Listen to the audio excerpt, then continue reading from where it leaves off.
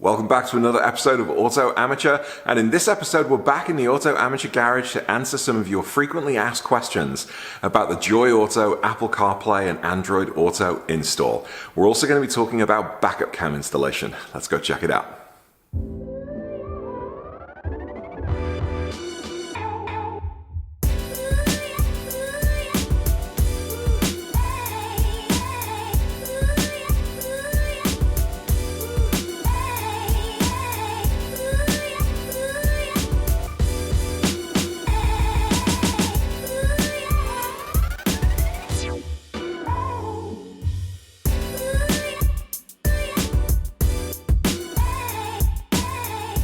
Hey guys, welcome back. So you might notice this is not my gray 911. This is a black 991 and it is a C4S.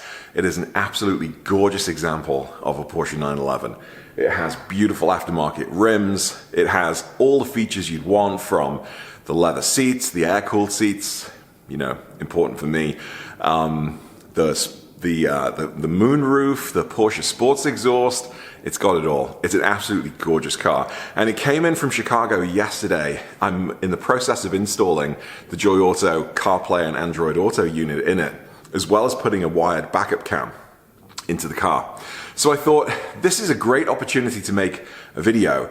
But where I've done DIY videos for the installation procedure itself already, and you can check them out on my channel, I wanted to talk about some of the frequently asked questions that I get almost every week on the installation. There are a couple of relatively straightforward areas and some relatively complicated areas where a lot of people are getting into trouble. So we're going to take a quick look around the car and then we'll get into it.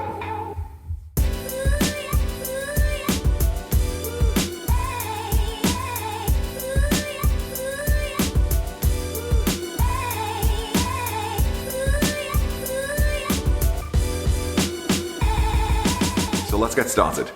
So there are some things that you should do right away once you open up your JoyeAuto box, and one of them can prevent you from getting all the way to the end of the job and then not having any sound and wondering what on earth is going on. And so before you start pulling everything back out of the car and dismantling it again, just check this out. This little guy, this little aux plug needs to go into the aux jack in the glove box. Why? I don't really know, but I can tell you this, your sound won't work without it. Some folks that have done a bit of investigation say that this has something to do with convincing the PCM that it has an aux input, but it also has something to do with resistance and ohms. So you need to make sure that this gets installed into the glove box straight away. I honestly wish I knew the scientific details behind that, but hey, this isn't Auto Pros, this is Auto Amateur. All I know, stick it in, this works. Another issue people find is they get all the way to the end of the job, they've taken it out fine, they've installed the circuit board, they put all the wiring back together, and now they're putting the PCM unit back in the car, and there is no power. Everything's plugged in, everything's hooked up the way it should be, but there's just no power at all going to the PCM unit. Not just the CarPlay, but PCM in total. Usually, this is because the 48-pin wiring harness adapter that JoyeAuto has provided hasn't gone fully into the back of the PCM unit. It looks like it has, and you've managed to clip it in place, but it's maybe a couple of millimeters out from being completely flush with the back of the port. So you need to go back, and before taking everything apart, just check that one install step. Take down the clip and push as hard as you can. It goes in a lot further than you might think. And then that should bring power to the PCM unit. And if you've done everything else correctly, hopefully you're then seeing the video screen of the Apple CarPlay once you hit the Navi button and you're getting sound. The other variation on that scenario is that you put everything back together, your PCM unit has got power, your JoyeAuto unit, because you plugged it into the fuse box, has got power, but you're not able to get to the JoyeAuto screen and you can't hear any audio. Or you can see the Apple CarPlay screen, but you don't have any audio. In this scenario, the chances are you've installed one of the two brand new ribbon cables provided by JoyeAuto, either incorrectly, in that they're the wrong way round, or you haven't secured them properly into the plastic ports on the circuit boards. And it's usually the ones that go into the back of the PCM screen from the new circuit board. Now, the ribbon cables have a blue edge, and the blue edge has to be pointed on the inside of the circuit board, the mirror image of the OEM ribbon cable with the blue edge that faces in. So on that circuit board, you have 4 ports. You have the 2 thick ribbon cables sat at the back facing each other, and then you have the 2 thinner ribbon cables sat in the middle facing each other. All of the blue strips need to be pointed into the middle facing each other. And that means that when you take those 2 new ribbon cables out and down into the back of the screen, you're going to be installing those the right way up. They can fit technically either way, but there's only connectivity on one side. So that's usually one of the issues. And then the other issue is that you haven't actually pushed them far enough into the port of the circuit board, or you have, but then as you've gone to secure the port either side, the ribbon has come loose. So be really careful when you're putting those ribbon cables in. One other issue to do with sound is just a really silly one, and that's your phone ringer volume might be all the way up, but your phone's audio volume for your music app is all the way down. So you're looking at the screen, you've checked everything is connected, but you're still not hearing anything. And actually it's just a simple setting on your phone. So when you see the JoyeAuto CarPlay unit appear on the PCM screen, make sure your ringer volume's all the way up, but make sure that you're actually opening up the music app on your phone and making sure that the volume is all the way up, and then start playing with the CarPlay unit to get the music to play. And then you'll hear everything and you'll see everything, and that should work just fine. One other question I get asked a lot is what do the little pins do on the back of the box? And if you don't know they're there, they're very easy to miss. There are 8 little dip switches on the back corner of the JoyeAuto box, and they need to be in either on or off position. And from the factory, pins 1 through 7 are all in the off position, and pin 8 is in the on position.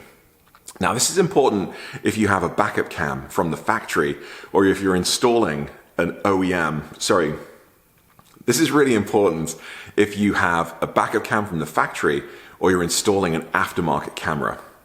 If you have the Porsche camera from the factory, position 8 needs to be on. If you're putting in a rear view camera, it needs to be in off.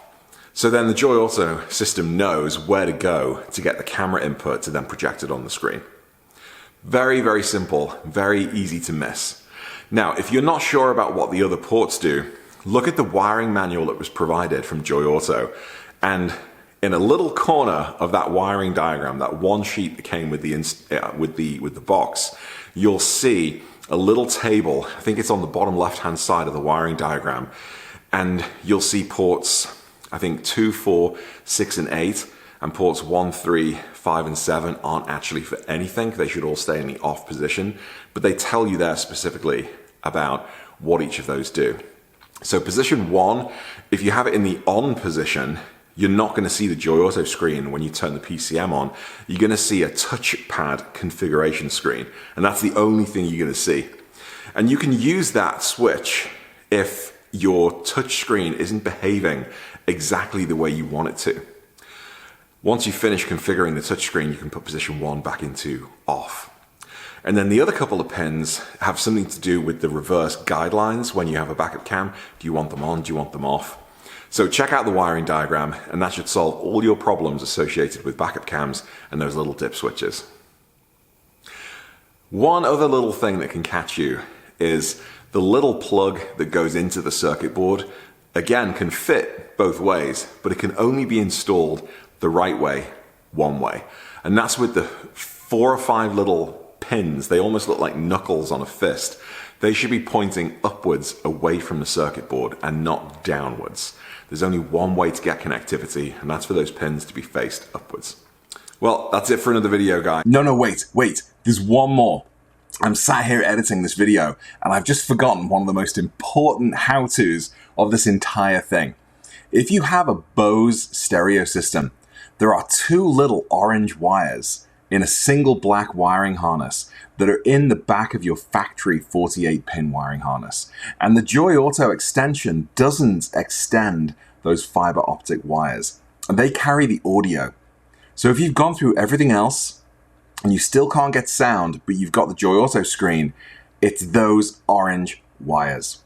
And all you have to do is use a flat head screwdriver to pull them out of the back of the 48-pin wiring harness from the factory and just relocate them into the exact same position in the back of the JoyeAuto 48-pin wiring harness so that it actually goes directly into the back of the PCM. And voila, just like that, your audio problems are fixed. I cannot believe I forgot this in the video. It's like the most important one. It's honestly the one that I answer the most. Anyway, let's get back. Well, that's it for another video, guys. They're all the questions I get asked on a regular basis. Usually the response I get, just like I had when I did my install, is they must have sent me a defective board. They must have sent me a unit that doesn't work. When actually, chances are it's down to one of these 4 or 5 little install procedures that go slightly wrong. If you have any other questions as you're going through this procedure, contact me through this channel, through my email, which is contact@autoamateur.com, through Instagram, any other different ways you can get hold of me. But I'm always happy to help, whether it's answering questions, which I do a lot via email.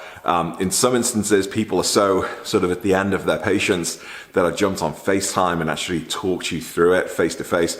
More than happy to do that, so just get in touch. More Porsche content coming soon. I'm going to enjoy the last half an hour or so that I have with this 911 before Eric comes to pick it up and drive it back to Chicago. By the way, if anybody wants to become super buff and get back in shape, you need to get in contact with Eric. He runs an online and in-person fitness brand. It's called EB30X, and it is awesome. I'm going to start doing it. That's going to help me with my challenge for this year. All right, guys. Catch you soon. More Porsche content coming soon. All of that good stuff. Like, subscribe, hit me up, talk to me. I'll catch you soon. Bye.